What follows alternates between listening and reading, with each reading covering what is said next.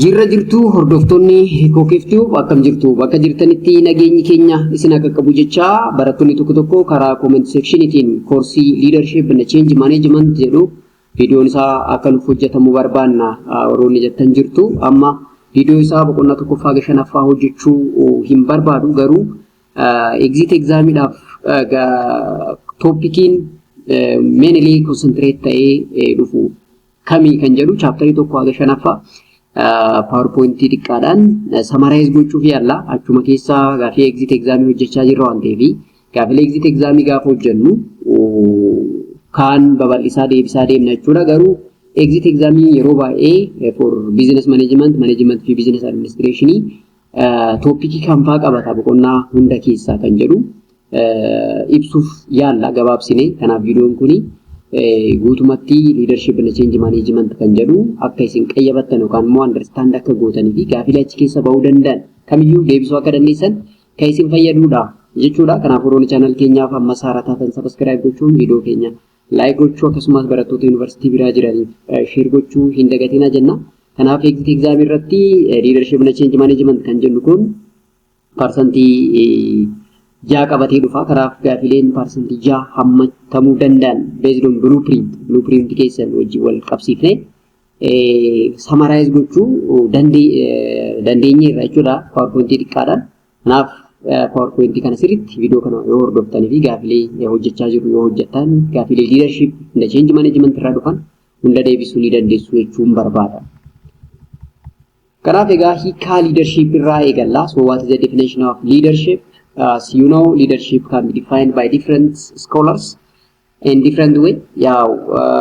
Scholaronni hedduun karaa adda addaatiin leadership kana define gochuuf yaalan garuu the most common definition of leadership kanneen jedhaman ilaalla jechuudha. So leadership is the ability to persuade others to take defined institutionally Kate Davis namicha jedhamu leadership jechuun yeroo hundaa namoota amansiifnee objektiivii dhaabbata tokko akka galmaan geessan yookaan dhaabbata kaayyoo dhaabbata sanaa akka galmaan geessaniif akka hojjetaniif amansiisuu dhiibuu akka hojjetan taasisuudha jedha namichi Kate Davis jedhamu. And it is the human factor that binds a group together and motivate towards the goal jedha jechuudha. Kanaaf most of the time leadership can be a human factor jedha. Maaliif dhaabbanni kamiyyuu hojii tokko hojjechuu kan danda'u human resource fayyadameeti. Kanaaf human resource sana immoo collaboratively akka hojjetan motivate ta'anii akka hojjetan taasisuun the leadership artidha jechuudha. So the process by which one individual influence other to accomplish a desired goals without coercive types of influence jedha namichi immoo Gibson, Evans, Fiji fi akkasumas Donnelly jedhaman isaan kunniin immoo bakka tokkotti maal jedhanii it is a process of individual influence so as to accomplish a desired goal without coercive influence jedha. Osoo hin dirqamsiisiin osoo humna hin fayyadamiin namoonni hojii dhaabbata sana galma dhaabbata sana akka galmaan geessan taasisuudha jedha. Humna fayyadamnee osoo hin taane autocratic leadership style fayyadamnee osoo hin taane namoota amansiisuudhaan galma gahinsa dhaabbata sanaa dhaaf akka hojjetan hojii sana akka isaanii taasisanii akka fudhatan taasisuudha jedha namichi Gibson, Evans, Fiji jedha Donnelly jedhaman bifa kanaan leadership kana define gochuuf yaalan jechuudha.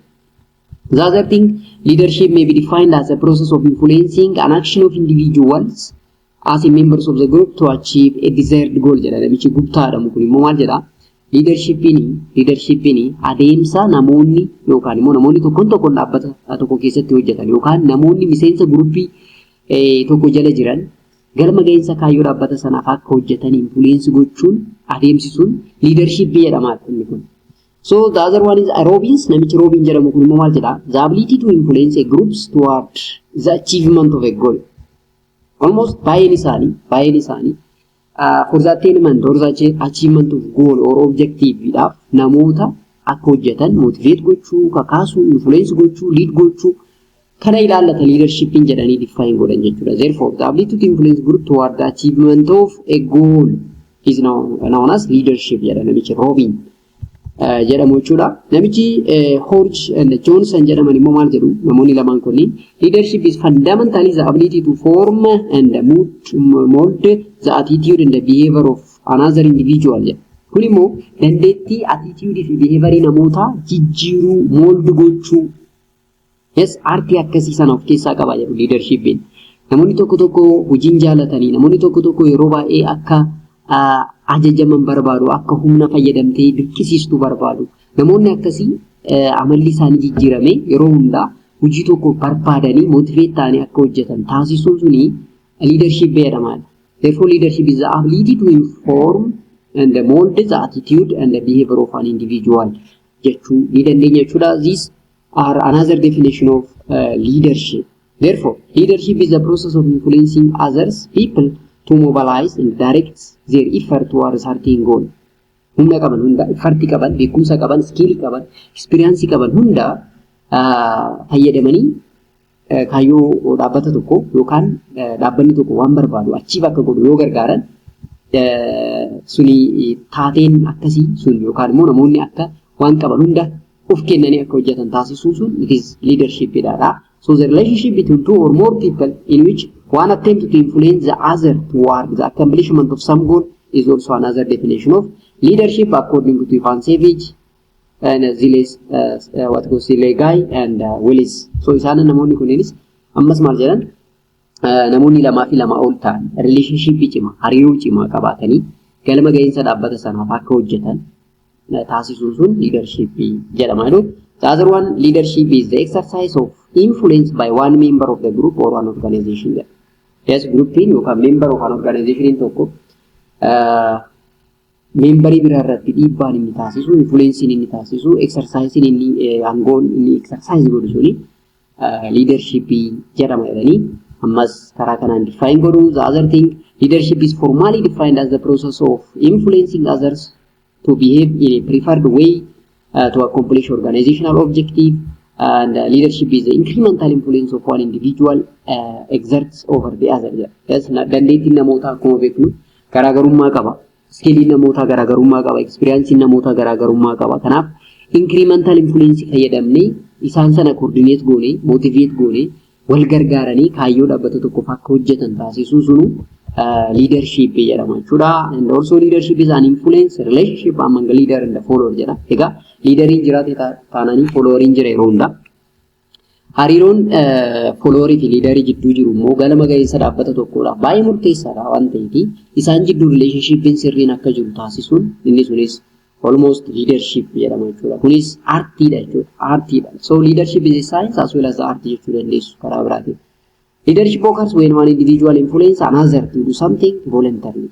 Argitanii amma management and leadership kan jedhu garaagarummaa guddaa qabu. Amma tokko gara fuulduratti ilaalla. Garaagarummaan isaanii leadership and management kan jedhu maa inni kan jedhu leader and manager garaagarummaan isaa maali kan jedhu ilaalla. Yeroo baay'ee qormaata irra kan dhufus kanuma. Maarree leader gaafa taanu amma namni tokko fedhiidhaan yes fedhiidhaan influence gochuu yookaan immoo gara keenya jaallatee akka dhufu taasisuudha malee dirqisiifnee punishmentii fayyadamnee yookaan rewardii fayyadamnee miti. Therefore leadership is occurs when one individual influences the other to do something voluntarily. Voluntarily, not coercively. Coercively yoo ta'e maybe manager ta'a malee leader hin ta'u jechuudha. Leader gaafa taatu namni jaallatee akka hojjetu taasisuu qabda jechuudha. Taasisuu qabda jechuudha. So karaa adda addaatiin amma leadership definitionii gaafa laallu isaan maaltu jira? The influence of one individual to attain the organizational objective kan jedhutu jira jechuudha. Dhiibbaan namni tokko namoota irra taasisu gruppii ta'uu danda'a, individual levelii ta'uu danda'a. Dhiibbaan inni namoota sana influence gochuudhaan dhaabbanni tokko galma inni qabatee keessana akka achiif godhan taasisuun suni almost it is leadership jedhama jechuudha. Leadership jedhama jechuudha. Karaa adda addaatiin saayintistoonni garaagaraa hiikaa kennan malee wanti isaan tokko taasisu isa kana jechuudha. The best description of leadership, first, leadership involves exerting an influence over the other member of the group or organization. Kanaaf amma definitionoota jiran keessaa almost hunda hammataa kan ta'e yookaan best definition kan jennuuni inni jalqabaa leadership involves exerting influence over other member of the group or organization kan jedhuufin tokko. Inni biraa leadership involves helping the group or organization to achieve the goal or objective. Gargaaruudha jechuudha. Namni tokko as individual level or as a group level ta'uu danda'a. Organization suni galmi inni kaayyeeffate mission vision inni qabu sun achieve akka ta'u gargaaruun sun it is a leadership jechuudha. It is a leadership. The other thing, leadership is a combination of characteristics or personality trait in an individual. Yes, a combination ida jechuudha. Personality trait in jira, characteristics in jira. Akkuma beeknu namoonni hundi akkuma bifa isaanii, amalli isaanii, attitude isaanii garagara jechuudha. Isa kana combine goonee hojjechuudhaaf aartii barbaadama jechuudha. So the art of combining the characteristics and the personality trait of an individual so as to achieve the organizational objective is called the leadership director. So leaders have a clear mental picture of where the organization is and where the organization need to go and how the organization is going to get there. Kanaaf gaafa leader taanu wantoota kanneen maayindii keenya keessatti qabaachuu qabna. Maayindii keenya keessa qofa osoo hin taane maayindii followerota keenya keessa sammuu followerota keenya keessas kana galchuu danda'u qabna jechuudha. Kana jechuun wantoonni sadeen nuti beekuu qabnu where the organization need to go. Amma eessa jirra? Dhaabbanni keenya maalirra jira? Gara fuulduraa maal achieve gochuu barbaada? Where need to go? Kanaaf vision jechuudha karaa biraatiin. How going to there? Achi akkamitti immoo gahuu dandeenya? Planning gochuu qaba liideriin. Plaanii sirnawaa ta'e, plaanii garmalee sirriitti qaacceeffamee bakka sana bakka inni barbaadu sana geessuu isa dandeessisu beekuu qaba. Dura ka'umsa isaa beekuu qaba. Gara fuulduraa immoo eessa gahuu akka danda'u raaguu qaba. Inni biraa immoo daandii sana achi gahuudhaaf wantoota isa dandeessisuu qaban methodologiin maal akka ta'e sirriitti baruu danda'u qaba jechuudha. So leader present a clear path for followers to take to accomplish a task or goal jedha. Kanaaf daandii sirrii ta'e, daandii qajeelaa, daandii vague hin taane followerota isaatiif qabsiisuu danda'u qaba jechuudha. Maaliif daandiin sirriin isaan beekan sun daandii organizationiin suni bakka gahuu barbaadu isa geessu ta'uu qaba waan ta'eef kan ammoo sirriitti clarify gochuun it is the role of leaderidha jechuudha.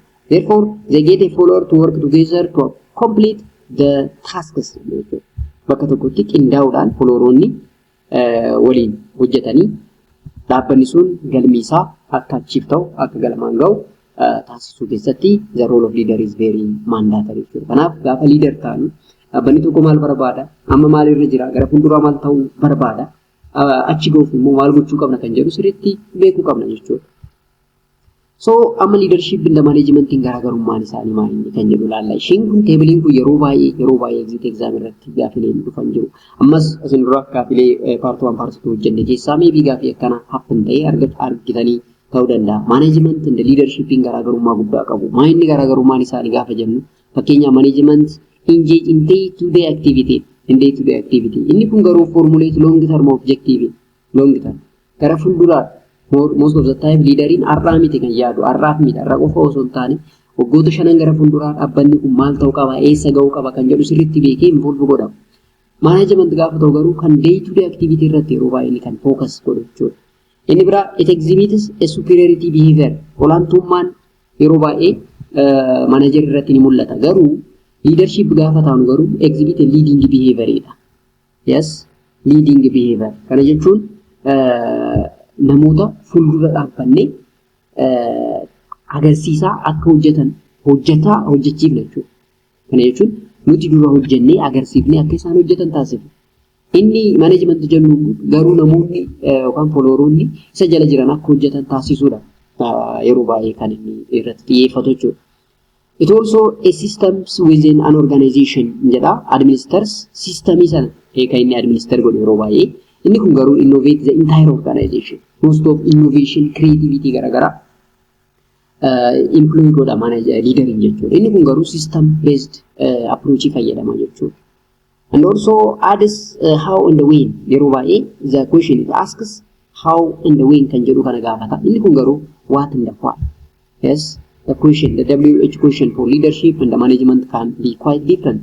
This one is mainly what and why. Maal hojjenna akkamitti hojjenna maaliif hojjenna inni kun garuu akkamitti hojjenna yoom hojjenna irratti xiyyeeffata hojii tokko jechuudha.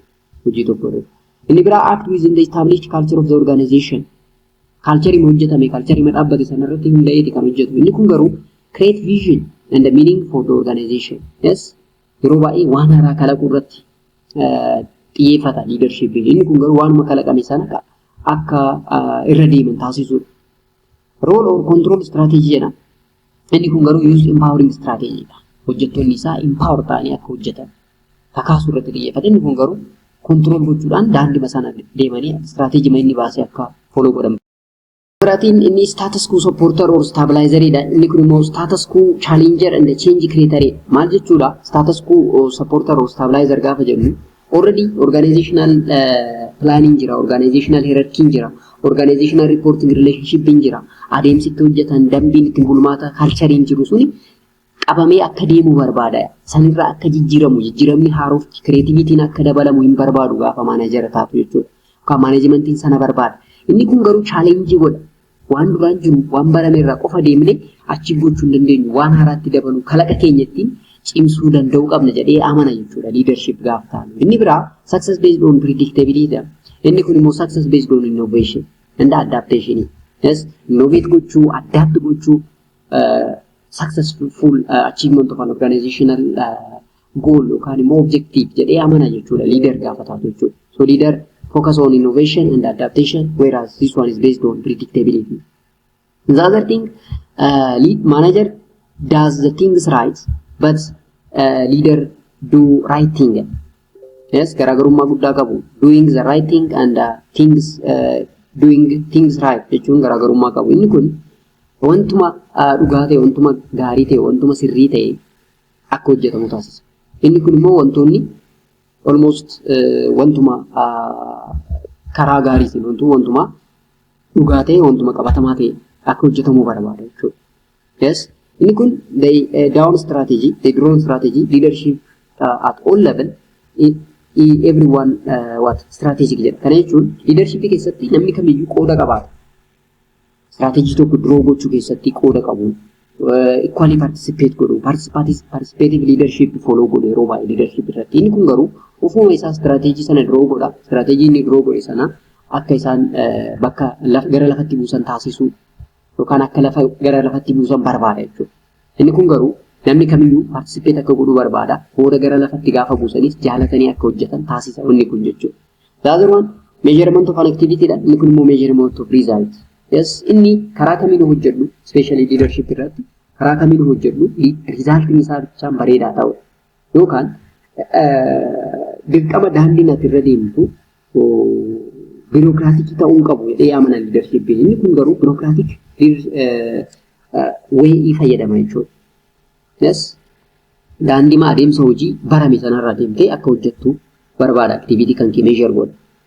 But leadership gaafa taatu immoo resultiin kan kee maal fakkaata jedhee ilaala jechuudha. Inni kun hariiroo leadership fi managementii yookaan garaagarummaa management and leadership yookaan manager and leader jettanis qabachuu ni dandeessu. Teebiliin kun yeroo baay'ee exit exam irratti hafu waan ta'uu fi sirriitti qabachuun sirriitti beekuun isinirraa eegama jechuudha.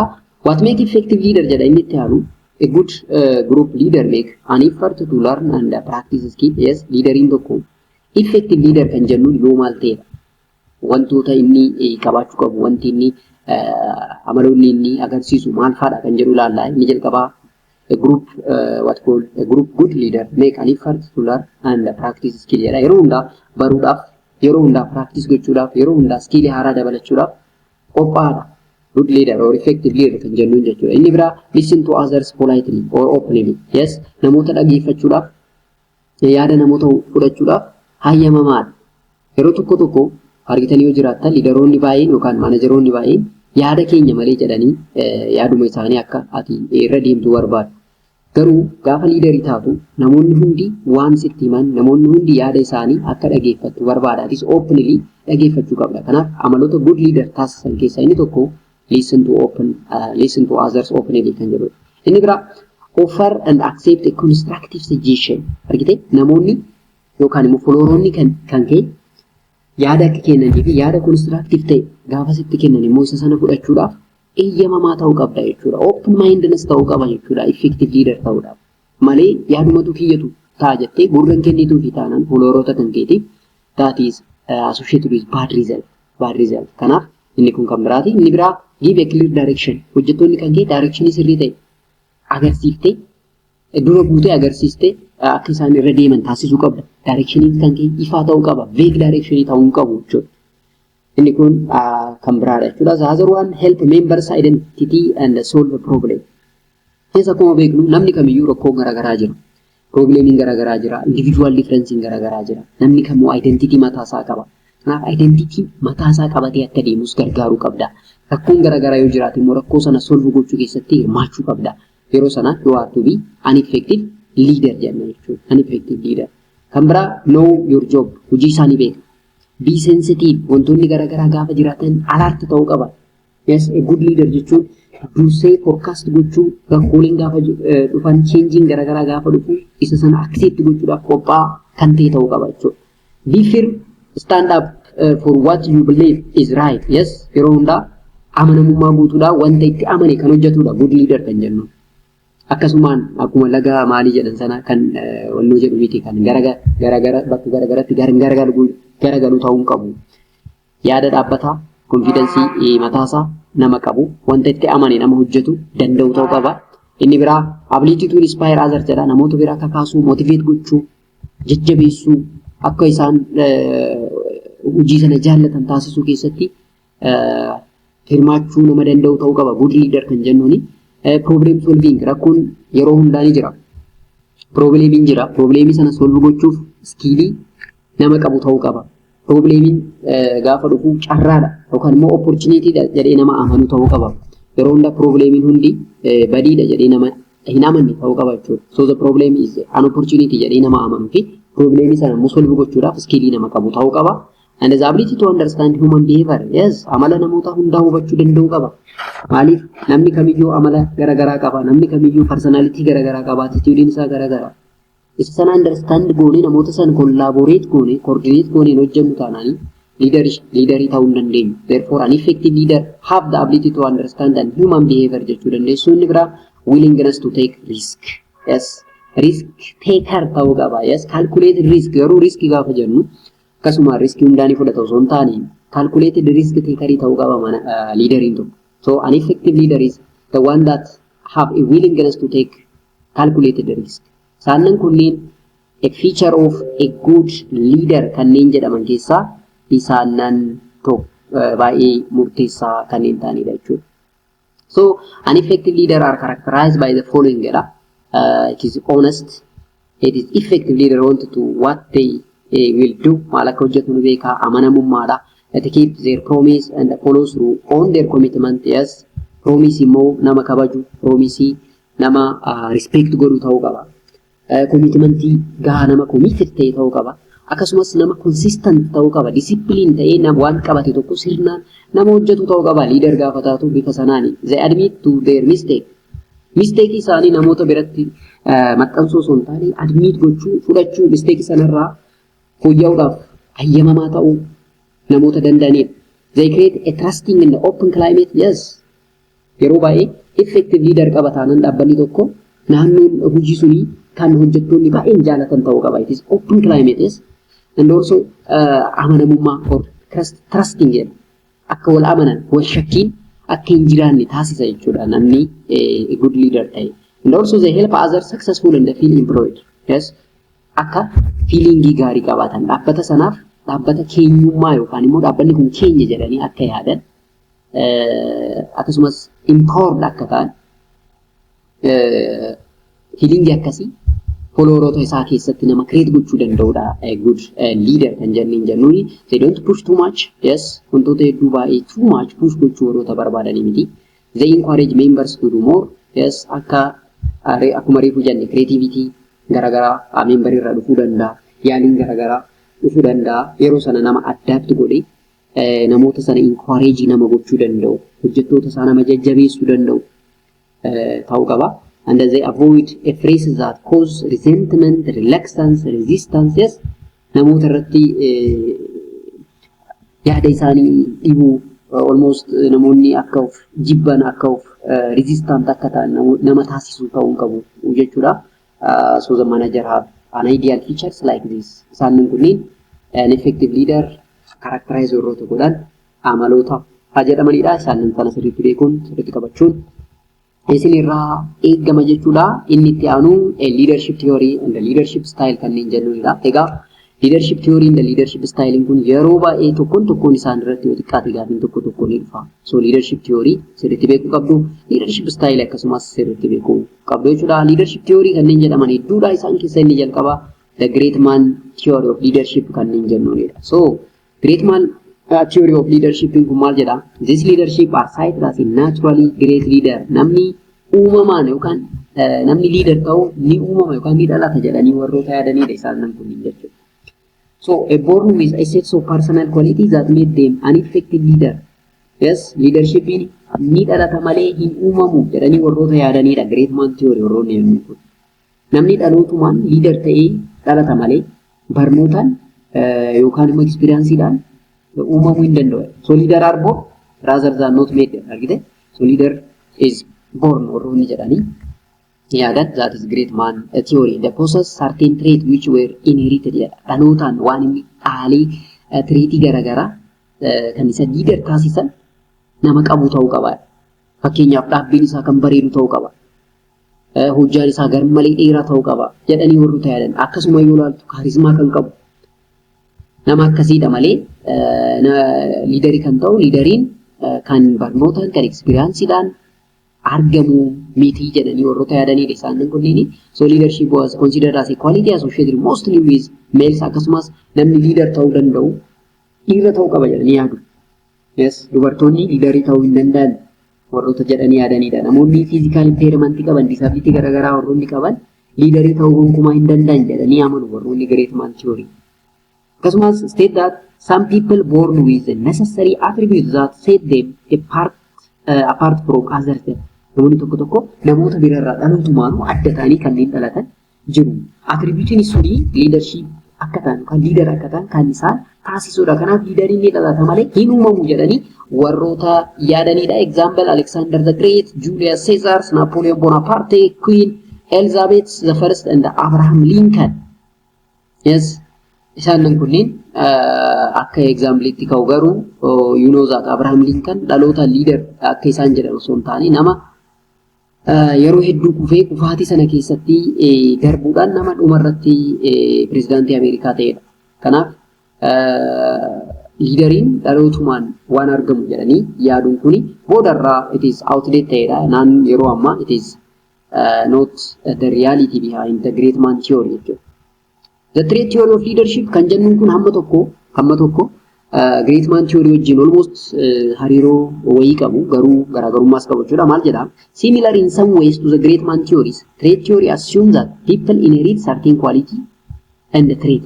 Isaan kunis warrarraa fakkeenyaaf especially Itoophiyaa keessatti Solomonic dynasty jechaa turre namni leader ta'u namni king ta'uu danda'u kan maatii Solomoon irraa dhalate jedhanii yeroo dheeraa Itoophiyaa keessatti itti fayyadamaa turan. Isa sana fakkeenyaaf trait theory kanneen jennu jechuudha. So the trait theory concentrate on what leaders are. Yes, leaderiin tokko maal ta'uu qaba, akkam ta'uu qaba kan jedhu ulaagaalee sanniin konseptii sana kan qabudha. Physically fakkeenyaaf dhaabbanni isaa kan bareedu, hojjaan isaa dheeraa ta'uu qaba. Namoota jedhanii yaadan ulfaatinni isaa guddaa.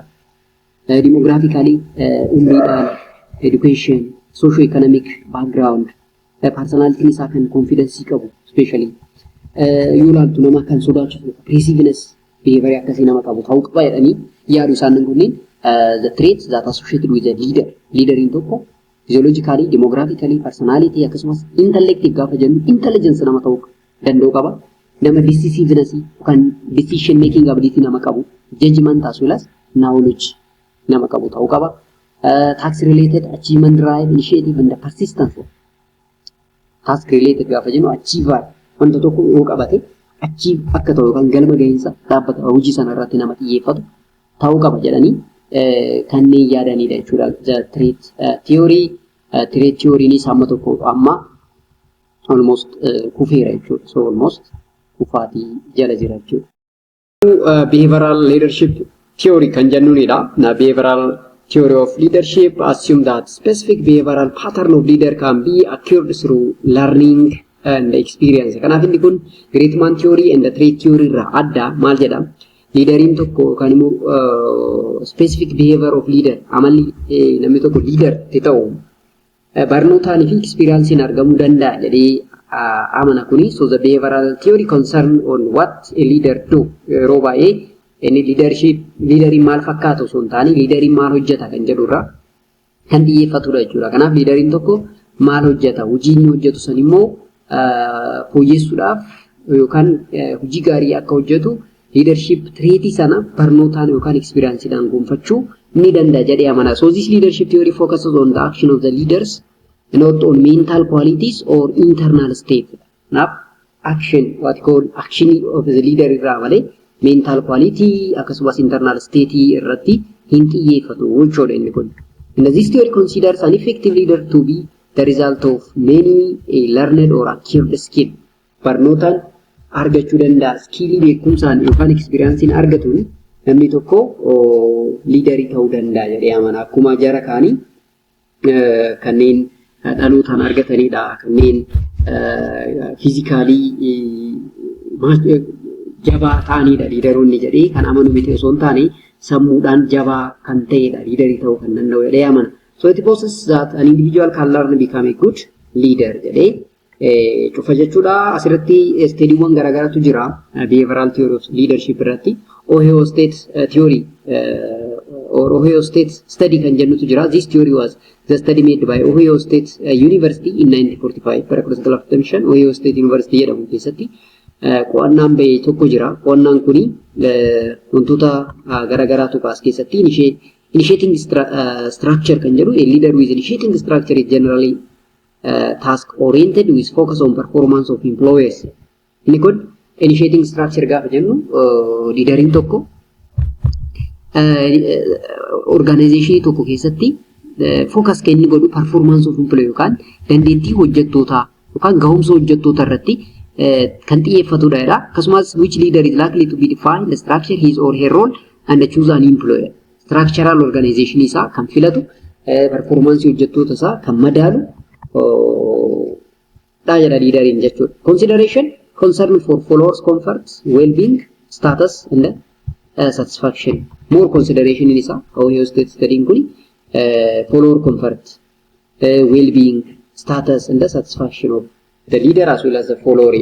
And the leadership or leader is likely to have a good relationship with his follower.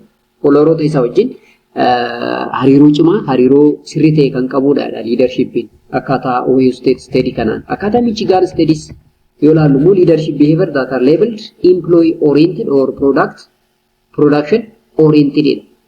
Waan employee oriented gaafa jennu hojjettoota irratti kan xiyyeeffatu kan bu'uureffame akkasumas production irratti kan bu'uureffamedha leadership. Kana jechuun employee oriented leader gaafa jennu emphasize interpersonal relation, hariiroo hojjettoota jidduu jiru kan cimsu, hariiroo sirriin akka ijaaramu kan ijaaruu kan danda'u fi akka ijaaramu kan barbaadudha leaderii according to Michigan State. Production oriented leader gaafa jennu emphasize the technical or task aspects of the job, mainly concerned with making sure the group accomplish a task. Inni kun immoo fookasiin isaa maa inni hojiin dhaabbata sana hojjetamee dhuguu isaa irratti fookasiin isaa jechuudha. So the main focus are taskidha jechuudha. Employee oriented gaafa jennu immoo employee relation dha jechuudha the main fookasiin isaa. The other one is contingency leadership theory kan jennudha. The theory proposes that leadership effectiveness depend on situation. Kanaaf inni kun situational leadership style jechuu dandeenya jechuudha. Kana jechuun effectiveness of the leadership can depend on situation. Akkaataa wanta tokko irratti hundeeffamee leadershipin tokko leaderii cimaa kan jennuun yookaan leadership effectivenessiin leaderii dhaabbata tokko kan madaalamu situationii dhaabbata sana keessa yookaan yeroo sana keessa tureeniyya. This theory views leadership in terms of dynamic interaction between the number of situational variable like the leader, the follower, the task situation, the environment by itself. Kanaaf leadership karaa kamiin ilaala? Yes, a dynamic interaction between situational variable. Situational variable kan jennuun maybe the leader itself, follower ta'uu danda'a, task situation ta'uu danda'a, environmental condition ta'uu danda'a jechuudha. Kanaaf leaderii interaction as jidduu kana jiru, dynamic interaction jidduu kana jiru irraan kan madaalamudha. So the fundamental principle of situational theory is that there is no a single best style of leadership. Kanaaf maal jedha kuni situational theory maal jedha yookaan contingency theory, there is no a single best style of leadership. Isa sirrii ta'e isa single yookaan immoo best jennuun leadership style hin jiru rather than leadership style depend on situation jedha jechuudha. Situation. Inni bira the Fiedler contingency theory model kan jennudha. The Fiedler created the lists preferred co-workers questionnaire qopheesse inni kun immoo used to determine whether an individual were mainly interested in good personal relation with co-workers and as a relationship oriented or mainly productivity and task oriented. Amma inni kuni questionnaire qopheesse jechuudha. List preferred co-workers questionnaire kan jedhu. Questionnaire kun garuu maal jedha yookaan immoo maal beekuu barbaade leadershipin tokko good personal relationship hojjettoota isaa wajjin qabamu moo relationship oriented dha moo yookaan productivity oriented dha kan jedhu beekuu barbaade jechuudha. So the best leader kan jennuuni kan personal relationship irratti kan xiyyeeffatudha moo task oriented kan ta'edha. If a situation requires a task oriented leader, the person in that leadership position is a relationship oriented. Either the situation has to be modified or the leader must be removed or replaced. Maal jedha fakkeenyaaf situationichi task oriented leadership kan barbaadu yoo ta'e fi leaderiin dhaabbata sana bakka sana ta'e immoo relationship oriented yoo ta'e galma ga'insa kaayyoo dhaabbata sanaaf jedhamee leaderiin sun maal ta'uu qaba kaa'uu qaba yookaan immoo bakka buufamuu qaba. Maaliif hojichi yookaan situationichi maal barbaada task oriented barbaada task orientation barbaada. Inni garuu relationship oriented dha. Kanaaf relationship oriented ta'e taanaanii fi objectiviin dhaabbata sana immoo task oriented leadership kan barbaadu yoo ta'e dirqama leaderiin sun bakka buufamuu qaba malee waan barbaanne waan dhaabbanni sun barbaadu galmaan geessuu hin danda'u jechuudha. Kanaaf studying kuni kana agarsiisa jechuudha. Harrisley and Blanchard situational leadership theory jira saayintistoonni lamaan kunniin immoo situational leadership theory mataa isaanii develop godhan. Kun maal jedha? The focus of this theory is laid on the follower readiness in accepting leadership. Inni kun immoo namoonni followeriin leaderii sana jala jiran leaderii sana fudhachuudhaaf yookaan leadership style sana fudhachuudhaaf hayyamamaadha moo hayyamamaa miti kan jedhudha. Kana jechuun if the follower look it is the follower who accept or reject the leader. Kanaaf followeratu murteessa jechuudha. Accept gochuu yookaan immoo reject gochuu jechuudha leaderii sana. So effectiveness of leadership depend upon the action of the followers. This means